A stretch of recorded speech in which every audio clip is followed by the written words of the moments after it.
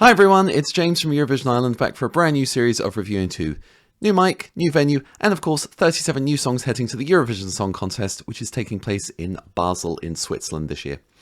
Now, you know the drill by now. I'm not going to spend ages talking through all the songs, 15-minute reaction videos, no one's got time for that. This is just 2 minutes on my thoughts of all the songs heading to the contest, what I like, what I think they can improve on, and as always, never any hate, just a difference of opinion. So sit back, relax, let's be united by music in Switzerland, and let's see what the Eurovision Song Contest 2025 has in store for us.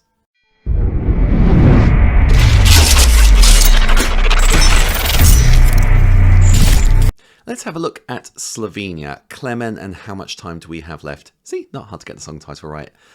Klemen is naturally very, very funny. I've seen his parodies and stuff that he's done while hosting Emma.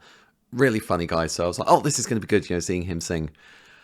When one of the first lyrics is, you got a diagnosis that said you'd be dying soon, it's just devastating. It's instant. You're like, okay, this is not going to be a comedy.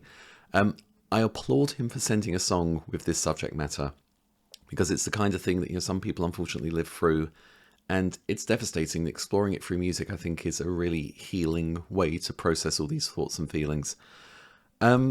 I think the staging works really well. He sings down the camera, great connectivity. That moment where they flip him upside down, I'm like, yep, life being turned upside down, get it, works really well. Singing upside down must be really difficult as well, so bravo for being able to do that. I did think at one point, I was like, oh, this song's dragging on a bit, and that whole thing of, as soon as I said it out loud, dragging on, I was like, okay, I get it, that's very clever and devastating. Thank you, Klemen, I will never smile again.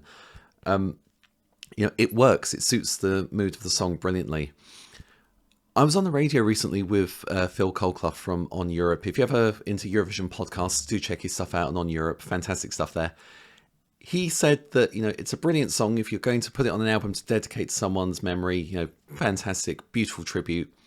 He argued, though, is Eurovision the place to showcase this? And I think that's where I'm falling in as well. I think it's a beautiful song, very well thought out and put together, exploring a very dark subject matter, but arguably one that needs exploring through music. The problem is, I think when you've got 3 minutes to get everyone's attention, people are going to switch off very quickly.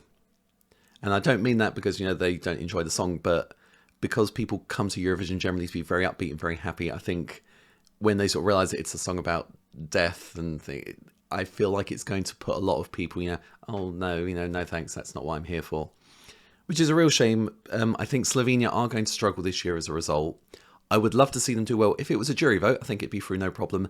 Relying on the public, I think they're probably in a bit of trouble, which is a real shame.